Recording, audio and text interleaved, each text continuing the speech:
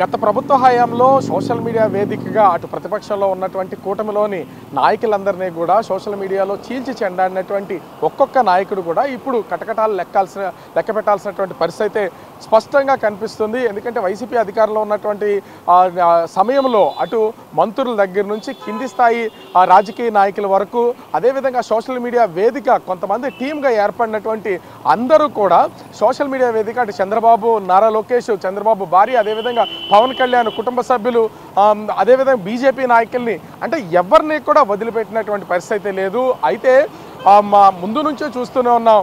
ఖచ్చితంగా మేము అధికారంలోకి వచ్చిన తర్వాత ప్రతి ఒక్కరు లెక్కలు తేలుస్తాం. రెడ్ బుక్ని ఒకదాన్ని మేము సిద్ధం చేసి ఉన్నాం.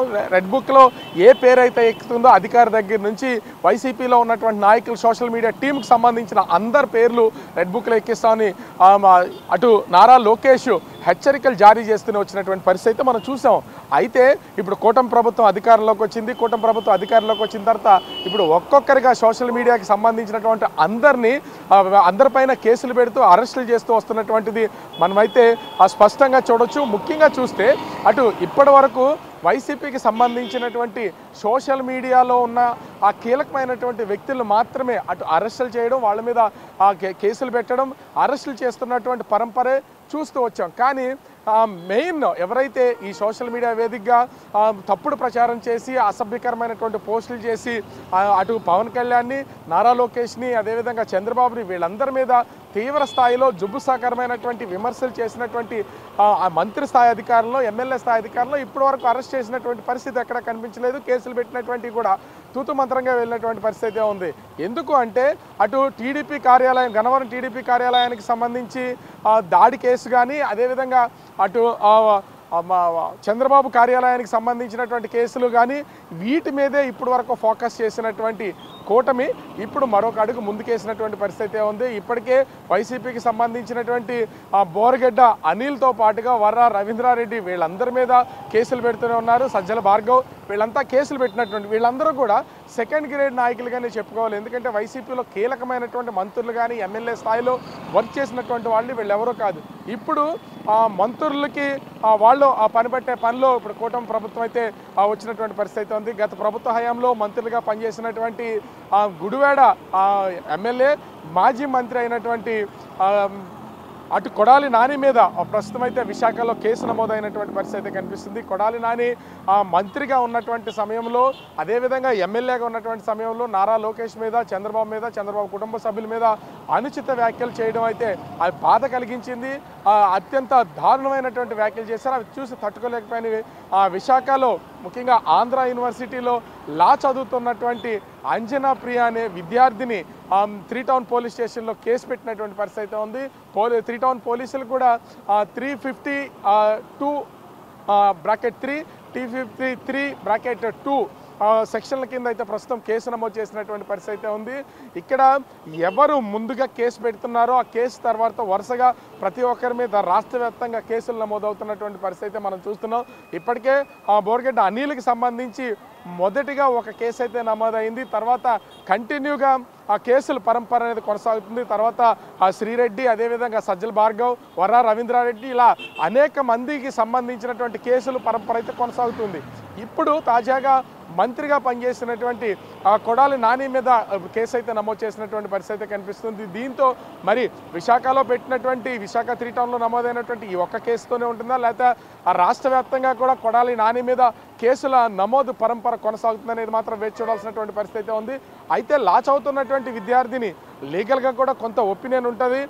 ఒక మాజీ మంత్రి మీద కేసు పెట్టేటప్పుడు అనుచిత వ్యాఖ్యలు వాటన్నింటికి సంబంధించినటువంటి రికార్డ్స్తో పాటు కొన్ని ఆధారాలు అంటే సోషల్ మీడియాలో వేదికగా చేసినటువంటి ఆరోపణలు కానీ లేదా వ్యాఖ్యలు కానీ వాటన్నింటినీ సిడీస్ రూపంలో కొంత తీసుకోవడం, ఆ మెటీరియల్ మొత్తాన్ని 3 టౌన్ పోలీసులకైతే అందించి ఒక ఫిర్యాదు అయితే నమోదు చేసినటువంటి పరిస్థితి కనిపిస్తుంది. దీంట్లో స్పష్టంగా నారా లోకేష్, అదేవిధంగా నారా చంద్రబాబు నాయుడుతో పాటుగా కుటుంబ సభ్యులను, ఆ కూటమికి సంబంధించినటువంటి నాయకుల్ని అత్యంత జుగుప్సాకరమైనటువంటి పదజాలంతో పైకి చెప్పుకోలేనటువంటి మాటలతో వ్యాఖ్యలు చేసినటువంటి పరిస్థితి ఉంది. ఈ విమర్శలకు తట్టుకోలేక ప్రస్తుతం నేను ఈ కేసు అయితే పెడుతున్నానని స్పష్టంగా అంజనా ప్రియ చెప్పినటువంటి పరిస్థితి ఉంది. తన ఒక లా స్టూడెంట్ కావడంతో కొంతవరకు లీగల్గా అప్రోచ్ అయ్యే విషయం తెలుసు కాబట్టి ఒకవేళ బెదిరింపులు ఏమన్నా వచ్చినా లేకపోతే వైసీపీకి సంబంధించినటువంటి వాళ్ళు ఏమన్నా అటు కొడాలి నానికి సంబంధించినటువంటి వాళ్ళు కానీ వైసీపీ పార్టీకి సంబంధించినటువంటి వాళ్ళు కానీ ఏమన్నా బెదిరింపులు గురి చేసే అవకాశాలు ఉంటాయి కాబట్టి వీటన్నింటినీ జాగ్రత్త తీసుకుని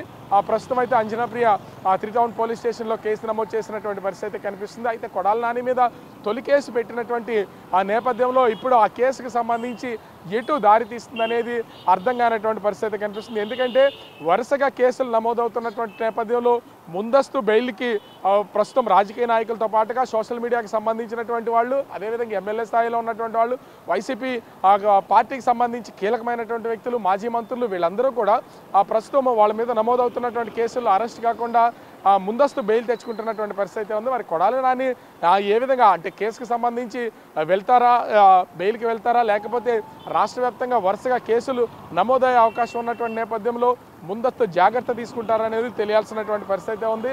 అయితే ఎట్టి పరిస్థితుల్లో కొడాలి నానికి సంబంధించి చేసినటువంటి ఈ అనుచిత వ్యాఖ్యలు, ముఖ్యంగా కొడాలి నాని నోటుకు అదుపు లేకుండా అటు నారా చంద్రబాబు కానీ అదేవిధంగా అటు నారా లోకేష్, భువనేశ్వర్ వీళ్ళందరి మీద చేసినటువంటి ఈ వ్యాఖ్యలకు సంబంధించి ఎక్కడా వెనక్కి తగ్గే ప్రసక్తి అయితే లేదు. అంటే ఈమె పార్టీకి సంబంధించినటువంటి వ్యక్తి కాదు, అదేవిధంగా టీడీపీలో కార్యకర్తగా ఉన్నటువంటి పరిస్థితుల్లో లా చదువుతున్నటువంటి ఒక స్టూడెంట్గా ఉన్నటువంటి వ్యక్తి నేను వెనక్కి తిరిగి ఆలోచన అయితే చేసే ప్రసక్తే లేదు. కొడాలి నానిని అరెస్ట్ చేయాలి, ఆ విధంగా నేనైతే ఫిర్యాదు చేశానని అంజనాప్రియ చెప్తున్నటువంటి పరిస్థితి కనిపిస్తుంది.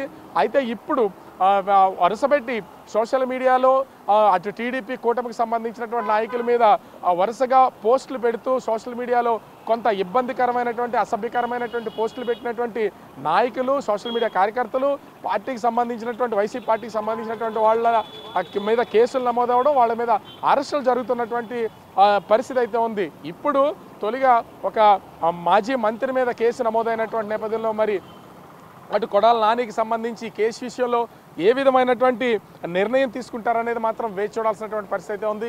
ఆ కొడాలి నానికి కేసు నమోదైంది కాబట్టి విశాఖ నుంచి కొడాలి నానిని అరెస్ట్ చేయడానికి గుడివాడ వెళ్తారా, లేదా ఆ 41 నోటీస్ ఇచ్చి ఈ స్టేషన్కి రావాలని ఆ పోలీసులు కోరతారనేది వేచి చూడాల్సినటువంటి పరిస్థితి ఉంది.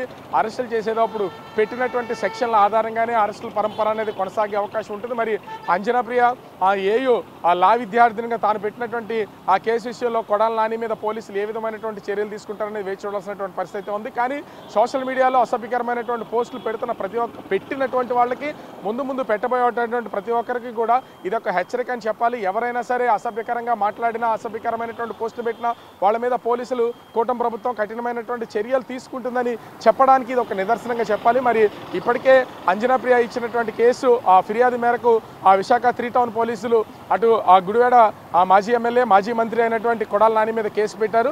మరి పోలీసులు ఏ విధమైనటువంటి చర్యలు తీసుకుంటారు ఏంటి అనేది వేచి చూడాల్సినటువంటి పరిస్థితి కనిపిస్తూ ఉంది.